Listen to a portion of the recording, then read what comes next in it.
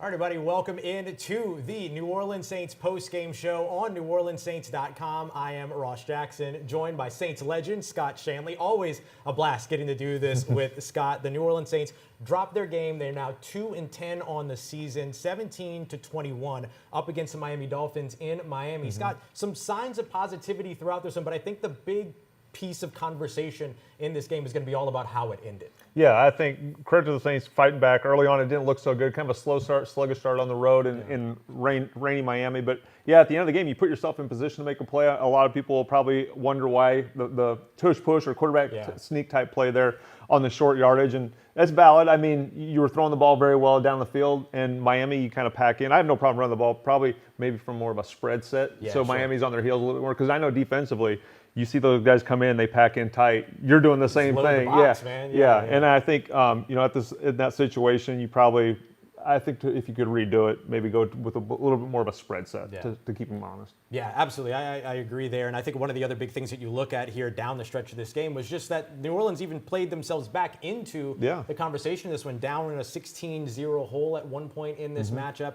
and then being able to get back. How about rookie kicker, or not rookie, but first start of his career, Charlie Smith, coming in, kicking a 56-yard field goal and nailing the onside kick, giving the Saints another opportunity. Yeah, great opportunity. That's what this league is. It's about taking advantage of the opportunities you get. Charlie got his chance today, boomed a 56-yarder, and then at the end of the game, you don't see onside kicks recovered in this league anymore, especially with the rule changes.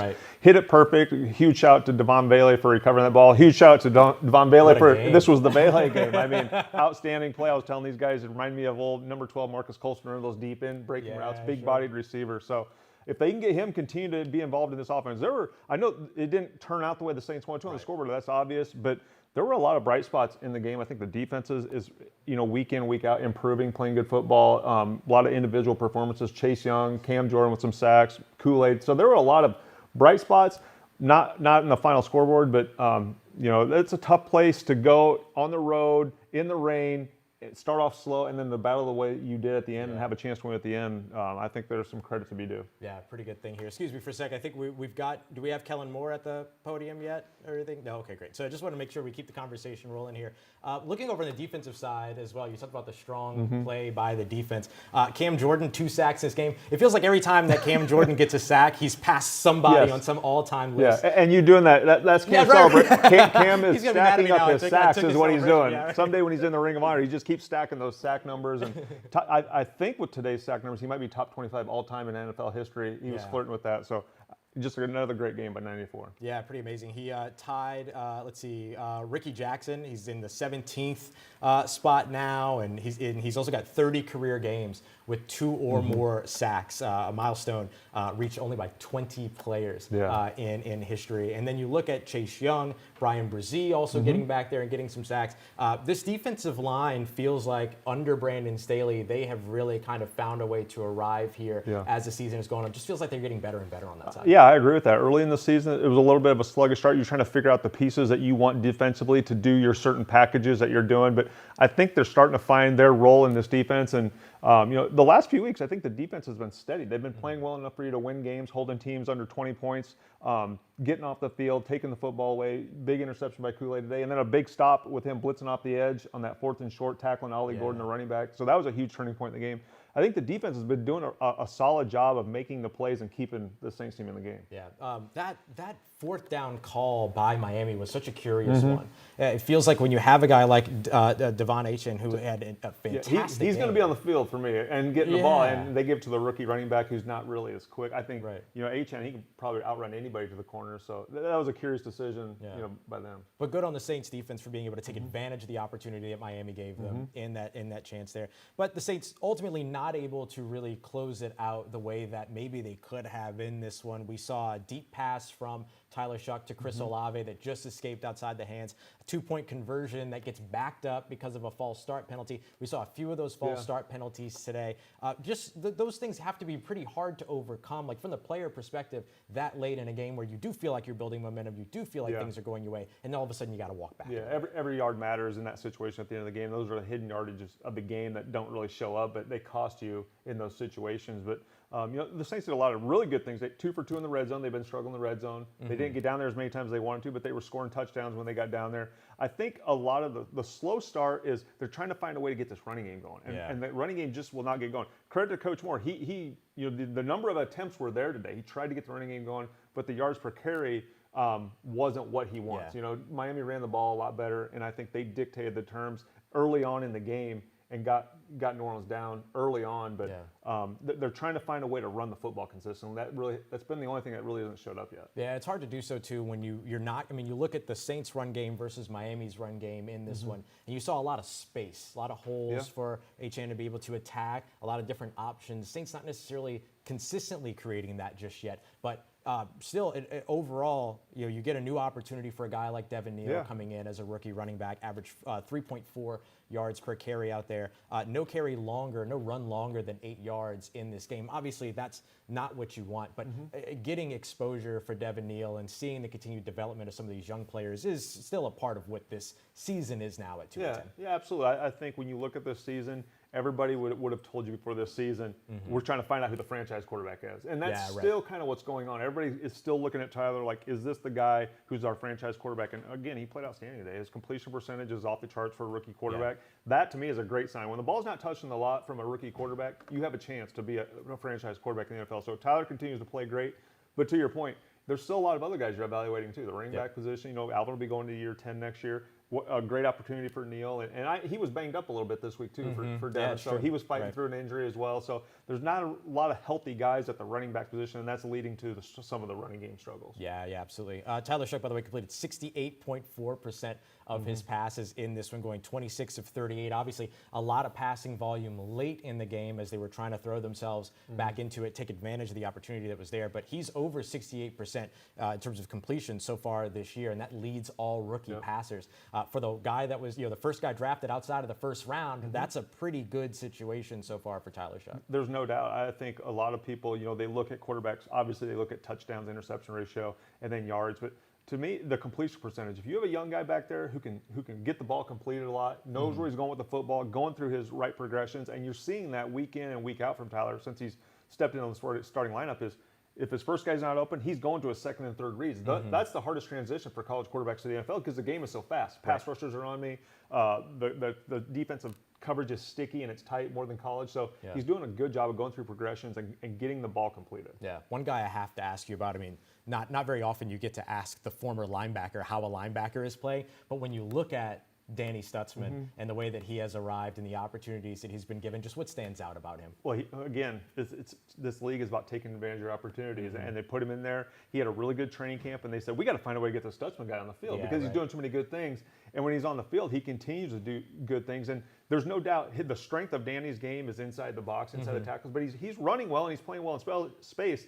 But his physicality is what Coach Staley loves about him. Yeah. He brings a hard hat and a lunch pail to every game, and that resonates throughout your defense when you got linebackers playing like that. So between him and DeMario playing on the field, the running backs are having a tough afternoon when those two stick you in the backfield. Yeah, for sure. DeMario again leading the team in combined tackles with 9 in this game. Just incredibly impressive how he continues to look as good as he does this far into his career. It's amazing. I tell you, every time you sit there and say, I wonder if this will be 56's last year. Yeah, right. And he looks like he's 25 years old. They'll go out there and lead the team in tackles. And the one thing that to me about DeMario that's amazing is just, as you get older, you lose a step. That's just father time. That's human nature. And he maybe lost a step from a couple years ago. But watching him pre-snap, before the play snapped, looking at the formations, telling the rest of his teammates where the ball's going. He'll point, and he knows exactly. That's part of the game that you make up for maybe what you lose in a step as you age. And he's still got that as good as anybody in the NFL. Yeah. All right, I'm going to ask you this, and I want your honest answer on it. I'll give you my honest answer as well. Speaking of going out there and making plays, Quincy Riley, interception or not interception? Oh, absolutely interception. I tell you what, I don't know. The onside kick at the end, I think you maybe could have made a case for Devon touched it a little too early. Sure. Yeah. Maybe it was a makeup call. I don't know if that is an actual thing. You always hear about makeup calls. But Quincy Riley, I've seen so many plays that would have been an interception. And I don't know what they saw, but they saw a different camera angle. They thought the ball was moving. But I thought it was a heck of a play by Quincy. And I hate to see that taken from him. Yeah. Right, yeah. When you got a guy that goes out there, and again, another rookie on top of it. And here we go. We're going to continue this conversation here in just a moment. Kellen Moore is at the podium. Let's hear what Coach has to say.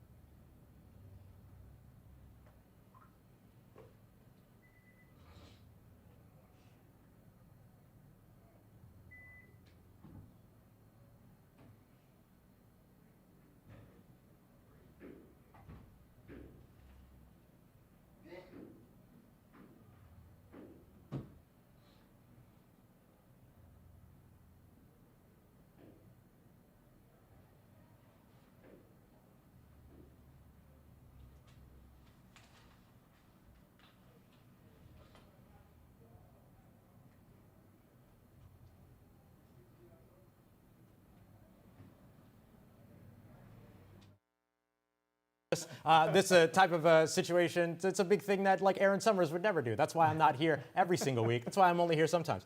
We'll continue our conversation here as we wait for Kellen Moore to approach the podium there. Just continuing our conversation, you talked about some of the pre-snap adjustments over on the defensive side, the communication that DeMario Davis is bringing. How about the pre-snap work that Tyler Shuck did in this game? Did that stand out to you? Yeah, I think you saw it on telecast.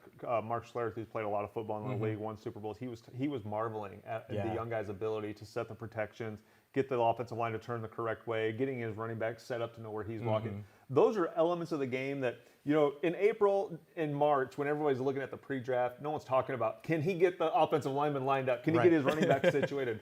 Those are the little things. And I know number 9, Drew Brees will always be the watermark. Like he is what everybody's compared to. But, those are the one thing that, 6-foot quarterback is going to be a first ballot Hall of Famer, did as good as anybody in the league. Love that. And Coach Moore absolutely paid attention to that. And now he is at the podium. Let's go and hear what Coach has to say. Well, ultimately, we didn't do enough. Didn't get it done at the very end. Love the way our guys battled, and it was an unfortunate ending, but there's stuff to learn from and grow from during that game, and so we'll continue to grow. You feel like Tyler really got some rhythm when you guys went into that hurry up in that second half, kind of the thing with that with that pace? Yeah, I think once we were able to finally get some first downs and get some efficient runs on first and second down and play in some positive yardage situations, the tempo obviously is a byproduct of that, and you're able to play with more tempo. And just overall how Tyler was able to respond from that first half. You guys couldn't get anything going offensively, and then being able to kind of get things going in that second half. Yeah, I thought, credit to our guys, the way they battled the second half. I thought our guys responded really well in all 3 phases. There was a lot of positives there. Obviously, we didn't start the game the way we needed to put ourselves in better position. On the pick 2, could you just take us through that play? What kind of led Tyler to, did Bailey fall, or was it like the wrong read? What did you make of that play? Okay. 2-point play. False start, so now it's 2-point play from the 7, so obviously your play kind of has to change there. Obviously Vay's trying to run a shallow cross, build as we go and get into the end zone. I thought the defender, Minka made a phenomenal play, kind of jumped underneath on the route and was able to pick it off. We're close. Obviously it's a challenging 2-point play when you're going from the 7. I thought the DB made a phenomenal play. Obviously, we'll look at it in detail and see if we can give ourselves any cleaner other opportunities. But I think the guy made a really good play. What are your thoughts on your play call on that 4th and 1 there at the end? Yeah, obviously it didn't work. So obviously gonna evaluate it. Just like any other play. And so it's frustrating. It didn't get done. We kind of got to 2nd and 1, took a shot. 3rd down, took a pass. 4th down, just tried to get our first down because we still had our timeout in our pocket, and so we weren't able to advance it and get it done. Charlie's debut, and just for him to have the moment. Yeah, Charlie, I thought he kicked really well. Big time field goal. The onside kick obviously was really well kicked. Phenomenal kick there, and put us in position to have a chance at the end. What led you guys to go with him over Gabe? Just let the week play itself out. Evaluate those guys. Obviously, he's got time on task with the whole operation. He was ready to go. He did a really nice job. We've been kind of waiting for that Devon Bailey breakout game, and it felt like it happened today. Just watching him being able to make those plays, and is that kind of one of those where it's like, man, finally we get to see him kind of operate and do this. Yeah, he's played a ton of snaps, obviously, for the last few weeks. The ball, naturally just hasn't gone to him necessarily. He's had a few targets here and there, and so I thought that's what we've seen of him throughout this entire year, and that's what we're excited about and what we're going to build with him. And so I thought he made some really big-time contested catches in some challenging situations. He had a really good day. What do you think changed for the offense in the second half? Was it the tempo primarily? What got you guys into it with it? Well, I think it's getting positive plays on first and second down that allow you to play in tempo. Obviously, we all want to play in tempo, but you can't play in tempo going 3 and out, so it doesn't provide that opportunity. I thought we were able to get some physical runs in that first drive coming out of the half. We were able to get some 4 or 5 yard positive runs that led into some situations where we earned first downs, played with tempo. That drive progressed well, and so there's certainly a path there that we need to try and replicate more consistently. You mentioned the 3 phases playing well defensively after the giving up that opening drive touchdown. I mean, you guys were able to hold in the field goals. Like, almost felt like it was a bend but don't break approach for what the defense did. Yeah, I thought the defense did a really good job of hanging in there. I thought, that first drive, obviously they made some plays. The response was really good. And they made a few plays here and there, and obviously we were able to force them into field goals, which I think was a key to giving us the chance. Does seeing like Charlie's leg strength throughout camp and all this time, like his first kick was a 56-yarder, just having that confidence in him to actually try that, was it just something you saw based on his time with you guys? Yeah, I mean Charlie's earned this opportunity. We have a lot of confidence in him. He's worked at this thing for a number of years now. He's prepared himself really well. We have a lot of confidence in him. He obviously has the leg to make some big time kicks. That was a challenging situation, but it was a situation we needed to get some points there, and he drilled it, and it was a phenomenal kick by him. What did you make of Tyler today overall? Yeah, obviously, like any day, like our entire team, we're going to have good plays. We're going to have plays that we want to have back. I love and appreciate the way he battled and responded all game long as far as facing some adversity early and made some big time plays. The 2 touchdowns were really a little bit off schedule plays, and those happen in this game. That's what happens in football, and so I thought he made some big plays there. How concerned are you over the slow starts on offense?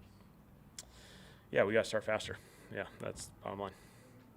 I know we always talk about moral victories, and obviously the ultimate goal is to win, but to see what your team was able to do and stay in this, I mean, is there something you could take and move forward from what happened in this game? Every game has things we can take from it, both good and bad. The way our guys responded, the way our guys battled, I love and appreciate that. It's not easy, being down at halftime like that and not having any points on the board and feeling like you're not quite clicking. I thought our guys responded in all 3 phases. I love the energy and the juice. We came up short at the end, but there's going to be plenty of things to learn from this.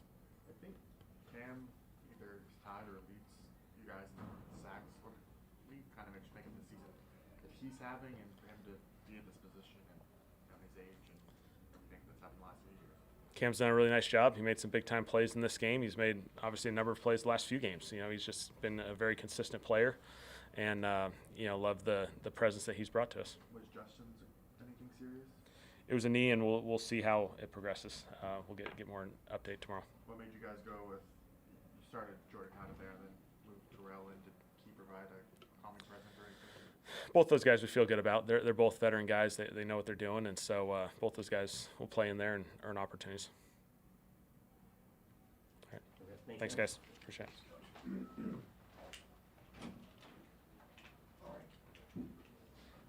Come on in, Kool-Aid. Kool-Aid and chemistry. Hey, how you guys doing? How you doing? Doing good. Kool-Aid, take me through that 4th down, the tackle from behind the line of scrimmage, just kind of what you saw and kind of how that unfolded. I'm kind of like the edge fitter on that play.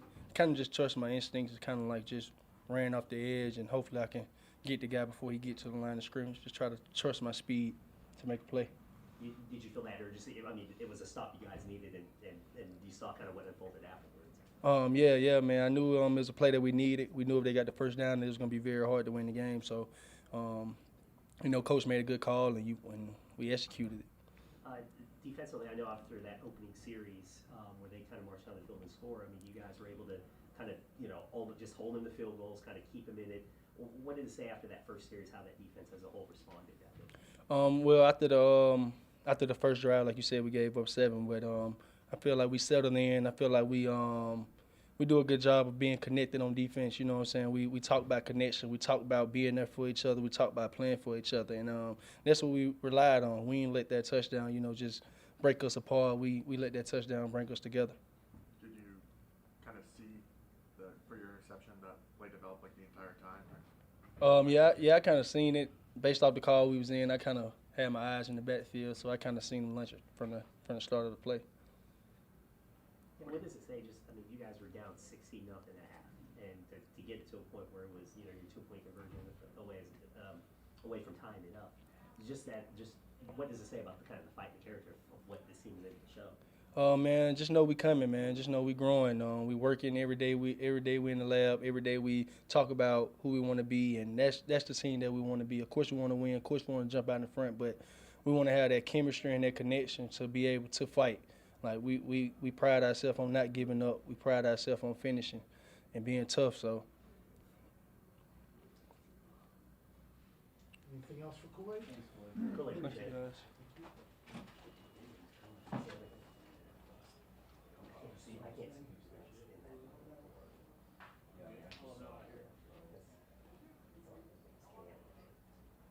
What's his name? Kool-Aid McKinstry. Oh, McKinstry. Thank you. Cam Jordan?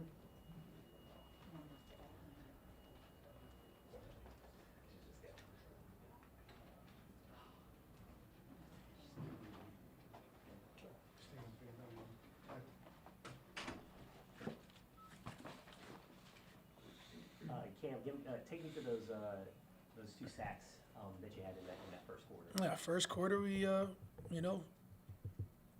I think Brian Brzee had a middle interior push pressure. I thought he was going to get it. I was playing tight end screen because it felt like the tight end was light. Through him, and it was a cleanup. The first one was cleanup. One's for free. You got to go earn one. So the second one I went to go earn. Rush from the interior spot on a rookie guard. You got to take advantage when you can. You knew he was going to bite. They'd already planned for it. So then it was all about just collecting, make sure you don't trick it off. After that opening series, what did, as a defense, did you guys just kind of focus on and figure out to kind of just hold them to a point where, they're just kicking field goals and this game is so manageable where you guys can still get back into it? Yeah, for whatever reason, the last 12 games, our first or second series is the one that we have to worry about. And then we sort of settle in as a defense and play really well for the entire game. And you'd like to say we got to start off strong in the first drive. They end up with touchdown after that. It was, field goals. And you look up and you're like, damn, I wish we could take some of those back. I wish we could have got the interception from Q Riley, which led to points. That's a big swing right there. I keep saying it's got to be on our defense. Talked a lot about how fast Stewart gets the ball out, but it seems like you guys were able to make him hold it today. What were you guys doing well in that regard? That first half, he was trying to look for those deep field threats. Of course, you got Waddle, Cedric Wilson's over there now with a couple of the trick plays that they've got. Darren Waller had a big throw, a big catch. You knew he was going to take some shots, and we had to take advantage. And then he got back to doing what he's been doing the second half, and that's getting the ball out quick. And after that, they sort of had a lead and were able to rely on Achan. You lead the team now in sacks. What do you kind of make of that after the last few years? Hard work and effort, the ability to mesh well with my D-line, as well as knowing who you're rushing with. And at the end of the day, I've said it for now 2 years, just, God's blessed me with immense talent, and I'm overly grateful for everything that he's given me, and I've been blessed enough to play on a talented D-line. And then when you have a coach that gives you opportunity, you have to take advantage. What does it mean to you, if anything, to earn kind of the incentives in your contract? I'm not going to lie to you, that's not my goal. My goal is to win. Sitting at 2-10, the team has always incentivized some part of my contract. I've never once played for those incentives, although they'll be great. I'll say without getting to the politics of a contract, just give me what I got for services rendered and let me continue to ball.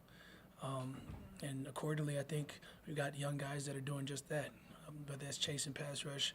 Grando's excelling and dropping, and he's not getting enough recognition for how he's been able to take a lot of his drops, and he's the best dropper out of all of us, as well as the way he's going in between the tackles at times on our third down package and rushed at a high level. You got Nate Shepard, who's been playing his butt off this year. There's a lot of guys on our D-line that make you want to elevate your play. So the fact that if you say sack leader, well, I've been the New Orleans Saints sack leader for a couple of years now. So just continue to push the envelope. Cam, obviously you've been here for forever, and you know what it takes for a group to win. How close is this current edition, The fact that I've come up here and say we are a tenacious team, we're a team that's keep fighting. I mean, you're fighting an uphill battle. You have to eventually reach the top of the hill. We're taking shots, we're swinging, and you just wish they would fall in our favor, and they haven't for whatever reason this year.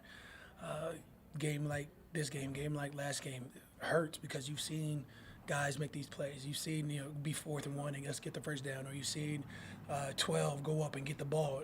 If he once he went up in the air, I was like, oh, and that's a touchdown. surprised that he didn't. But that's the type of player that he is. He's made a 50-50 ball, not 50-50. As a guy who's, whatever, as he's fighting two guys off of him. I mean, that's just how impressive 12 has been this year. You've seen Valet come alive. I mean, for whatever it is, we have talented spots. We just have to be more consistent. I keep saying we have to start fast, and yet we haven't had one game where it's like, okay, we blitzkrieg somebody, we put 2-3 touchdowns up, and then we're looking back. It's always been, all right, we got the lead. The only time we've won is when we had a lead early. We've yet to have a lead and lose it. Frick. Cool. Anything else? Thank you, Sam. Yeah, appreciate it. Yeah, of course.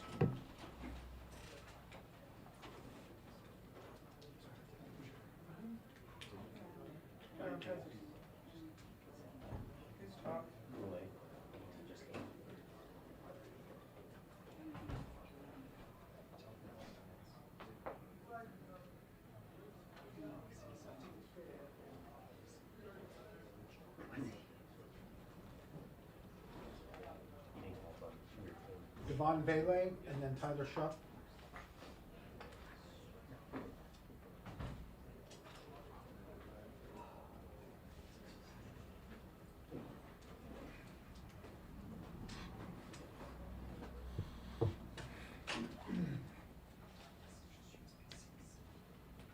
Go ahead, Matt. What do you make of your day-to-day and what kind of worked really well for you? I feel like there was a lot of ups and downs. Early on, gave up a strip sack. Obviously, that killed the momentum of the offense. But, we fought our way back. Give credit to a lot of the guys, fighting through. And obviously, we didn't get the result we wanted. But there's definitely a lot of things we can build off of and learn from this. Walk me through the touchdown in the back of the end zone there and just kind of what you saw, how it unfolded, and just from your perspective. We were in 2-minute mode. Obviously, you guys are getting pretty tired. But, we kept playing, kept fighting. And, Tyler made a hell of a throw. He put it up there, gave me an opportunity to make a play, and we, came out on the positive end. Those are the kind of things, we can definitely build off of. We got guys in that offense that, once we get our bearings down and limit the mistakes that we make, we can definitely take strides forward. What do you think was the contributing factor why the offense kind of got it going after the first half where nothing kind of, was happening? You hate to say it, but, we started rallying once we realized, we got to step it up. Defense was making plays and we weren't capitalizing on those. And so, obviously we want to start fast, start early, and not have to get it going and be, fighting our way back. But, like I said, I appreciate the grit of a lot of these guys on the offensive side, for us fighting back. And, like I said, we're going to keep building off of this. How could you just take us through the 2-point attempt that was returned? What did you see? How was that supposed to develop? Obviously it's devastating. That could have been a big play, big swing, lead it to a tie game. The defense just made a great play. Obviously, I could have done something more. That's all we can think about. Obviously, we're going to watch the film and see what really happened. But, I put that on me. I could definitely, help Tyler out and help the offense out by, making those kind of plays. On the onside kick there, did you feel like you were fine, like it was clean, or were you kind of surprised when there was a review and how close it was? Yeah, I was surprised. I thought I was already past the 10 when I touched it. And then when we watched the review, I was kind of hurt a little bit when I saw it was short, but luckily it touched the guy, so we got lucky on that one. But I got to make sure I'm past 10 yards next time. Is that how the play is kind of designed to go, where you get up the sideline and kind of feel that it's there? Like, is that the idea? Yeah, obviously we game plan depending on how teams block it. We knew that the one, which is the position I was playing, they don't block him, so we knew we had an opportunity. All the guys on the inside were going to hold up their guys, and Charlie, credit to Charlie, he came in and stepped in a big way. Put the ball right where it needed to be, and we were able to make a play off of it. Well, Charlie said you only practiced that play a handful of times. What was your confidence level kind of going in there? Obviously above 100%, but yeah.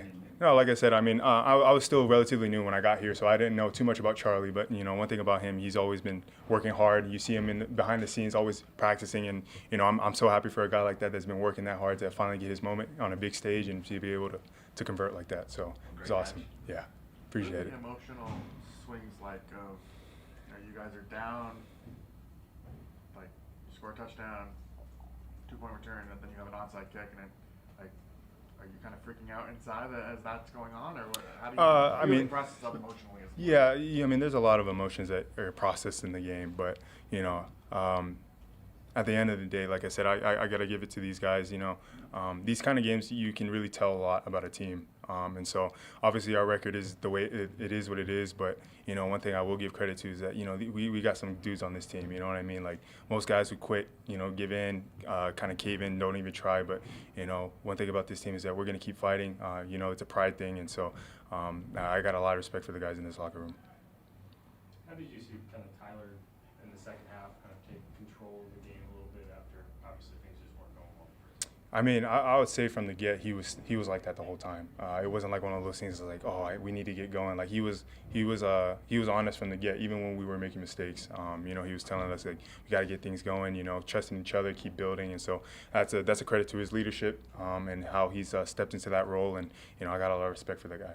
Listen, your chemistry, just quarterback, wide receiver, how has that grown over the past 10 weeks or so? Because obviously you came in late after camp, didn't have a lot of time on task. It's been good. I mean, obviously we talk on the side. Obviously in practices, when we see things, you know, we communicate with each other what works, what doesn't work, how we feel, how I run routes, how he sees it. And so there's a lot of communication going on, and we understand that that's what we have to do if we want to get to where we want to get.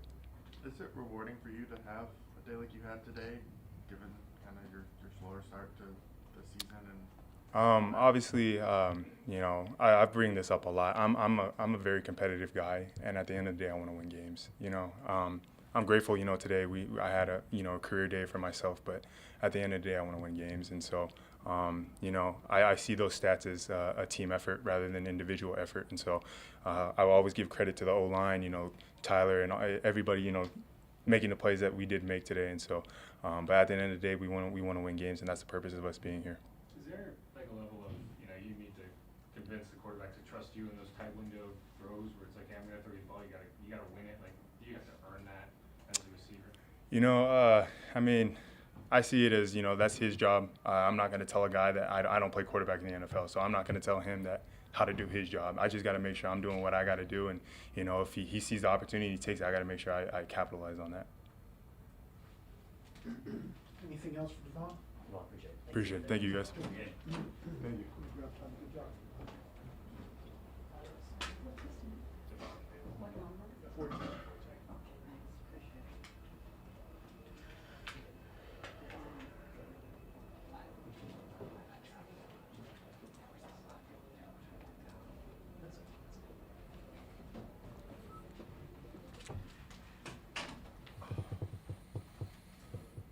All right, Matt. Oh, yeah, okay, or Whoever. yeah, whoever. Just what do you take out of a game like that, and what do you make of it?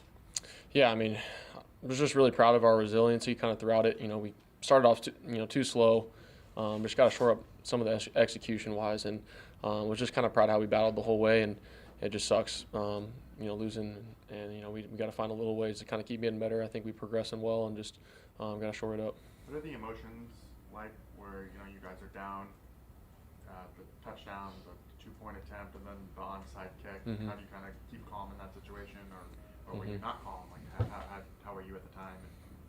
No, I was good. I think everybody was good. Had the same mindset. It was like we get an opportunity, we're gonna go out there and attack. And I think just defense, special teams wise, they did a really good job. We got to find a way as an offense to kind of be more complementary that way. And I was just, like I said, was proud of kind of how we stayed pretty even keel and battled the whole way. And it sucks whenever you're not starting the way you want to. And but I think we had a good mindset, and that was kind of the attitude. It's gonna pop. It's gonna break open. We're executing.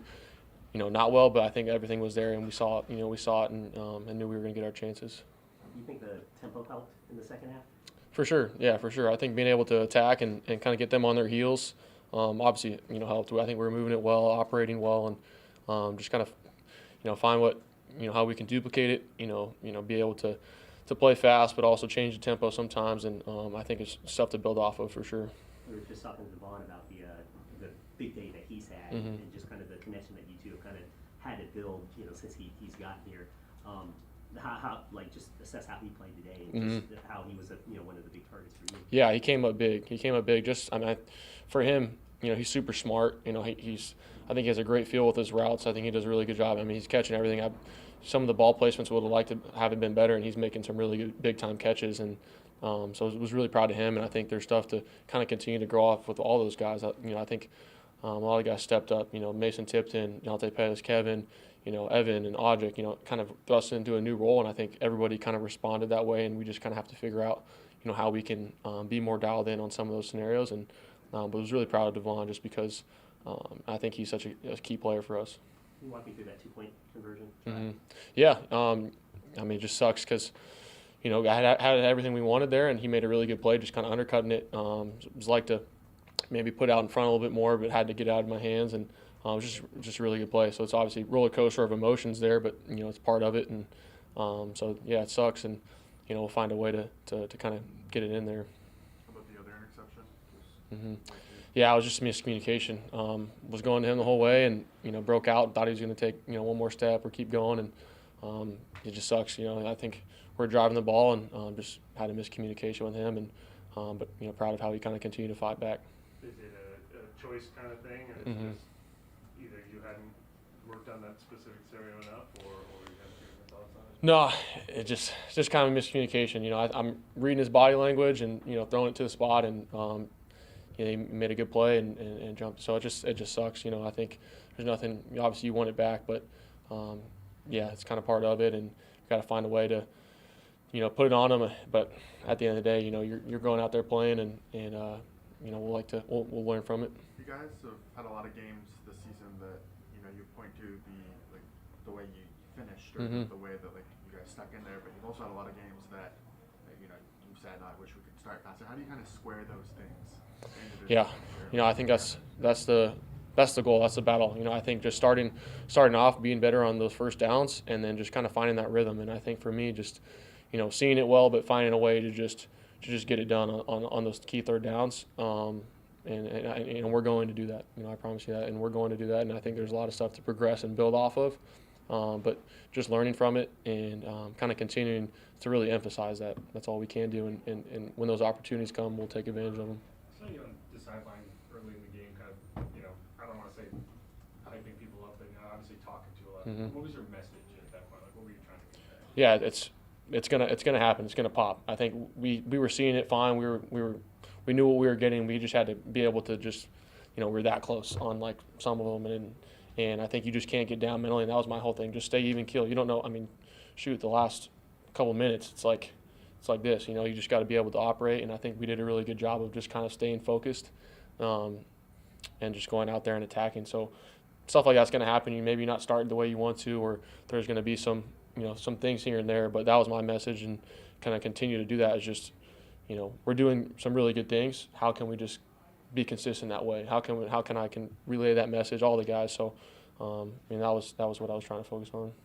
Sorry, either of these is a repeat. That last series before the 4th and 1 keeper, on third down, did you go into that thinking I'm looking for one option and throw it away if not, or When we kicked the field goal? You rolled right. No, the final 4th down stuff. On 3rd and 1, you rolled right and chose to throw it away when I think Chris was.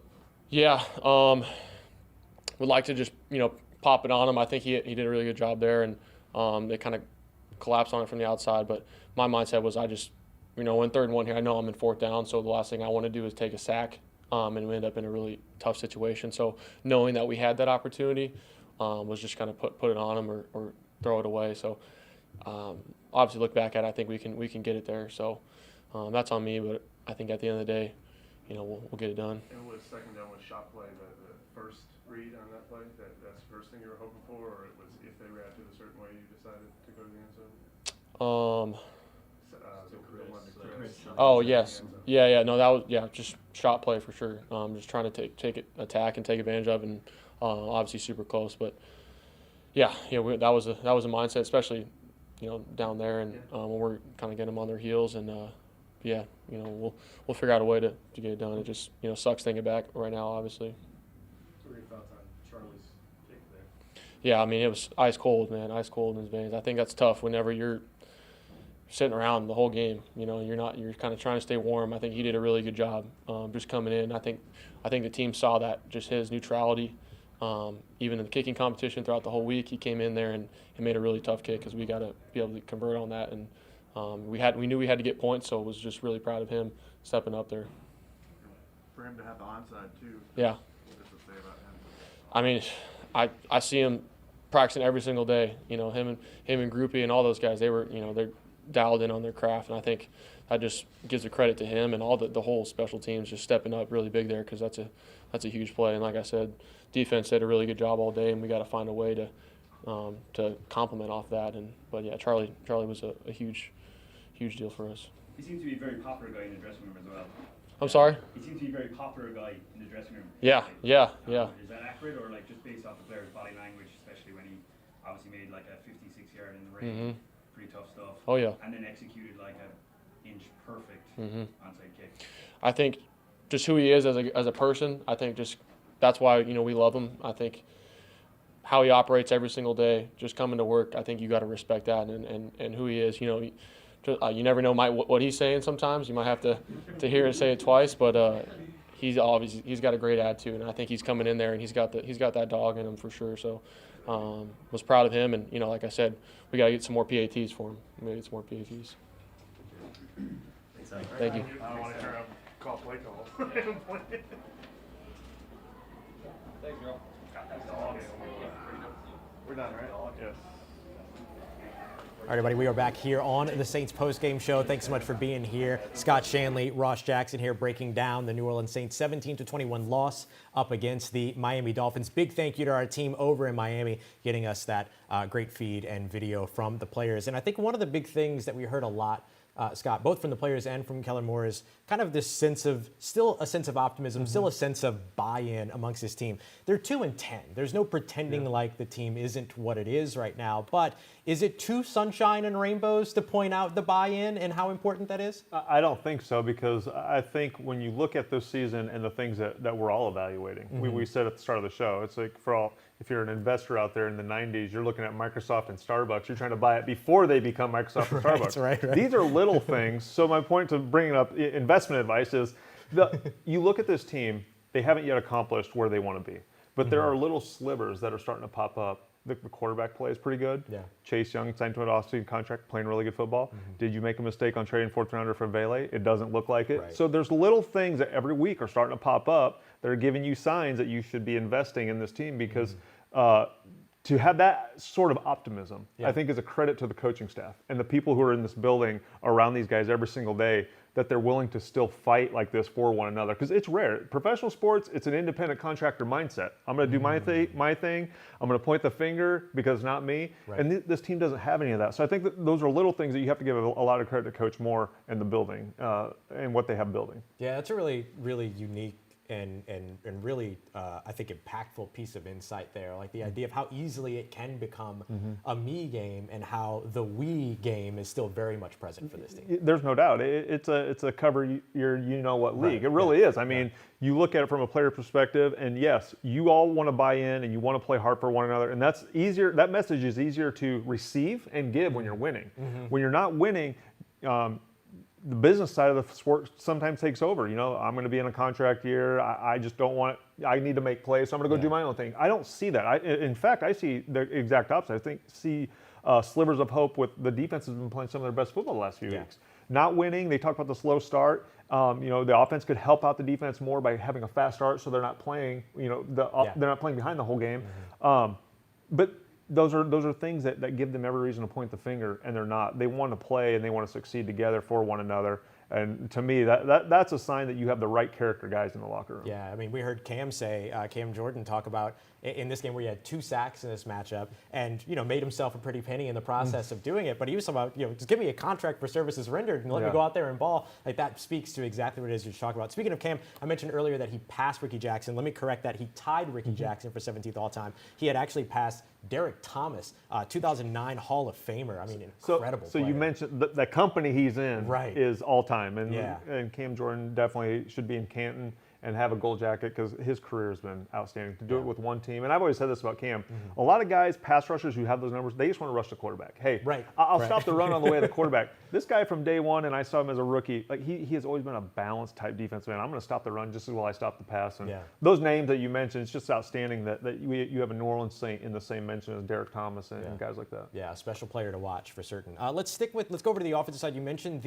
as we give our final thoughts here before we wrap up. On the offensive side, you mentioned the slow starts. The Saints right now have the least amount of points in the first quarter, only 19 points through the first 12 games of the season in the first quarter. That's 9 behind the next team, which is the Washington Commanders at 28. What can you say about slow starts on the offensive side, and whether it be solution-oriented or just maybe the impact of what that means for a team? Yeah, well, first, I think defensively, it puts some stress on you as a defensive player thinking every drive has to be perfect. And so when you give up a touchdown right away out of the gate, you're already thinking, you don't want to think the game's hard to win now because you gave up a touchdown. I think offensively, and I think this is the biggest problem the Saints have had all year. You can talk about red zone woes. You can talk about who's going to play quarterback. It's been running the football. And so I don't know. That may become an off-season issue where you got to find out who's running the ball and drafting and free agency before you truly fix it. I don't know. But I think Kellen's done a good job of trying to commit to it. But at the point too where sometimes you say, hey, if we can't run the ball for more than 2.8 yards per carry or 3 yards per carry, let's just come out here and Tyler, you're going to sling this ball around today. From the very beginning, we're going to go. No, we're going to go. Hurry up.